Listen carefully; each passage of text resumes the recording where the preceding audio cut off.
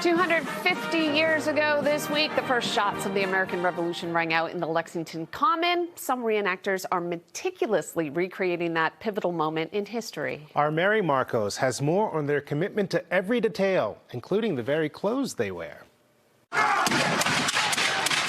Historical reenactors are taking you back in time, down to every last stitch. What you're seeing that I'm wearing right now is the typical outfit that a militia soldier or a Minuteman would have been wearing in this area in April of 1775. The militia didn't have uniforms back then. They wore their everyday clothes into battle, commonly made of wool and linen. We take painstaking attention to the details to make sure everything fits properly. It's made out of the exact same materials and is constructed the exact same way. It's itchy, it's tight, it's uncomfortable, but you know what? This is how they were, and we want to honor and portray them the best we can. Reenactors also carry quite a few accessories. So I have my cartridge box here, which would have held my ammunition. I have a powder horn for extra gunpowder. I would have also had a bladed sidearm, which is my sword that you see here, and then I also had to have equipment to sustain myself. The term Minutemen refers to those in the colonial militia who pledged to be ready for war at a moment's notice. So I had to have water, usually in a canteen, but then I also had to have a knapsack with extra clothing, 3 days rations, and a blanket on top so that when I marched away,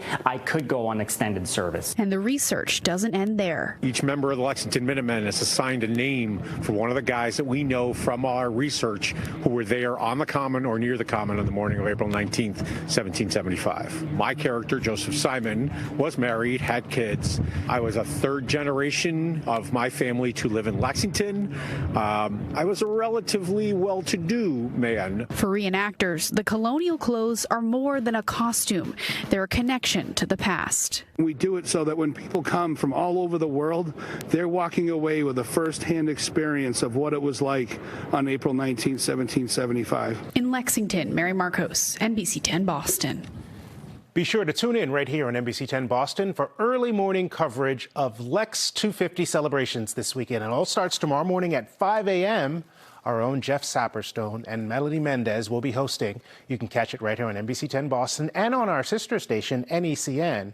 It's also going to be streaming on Peacock.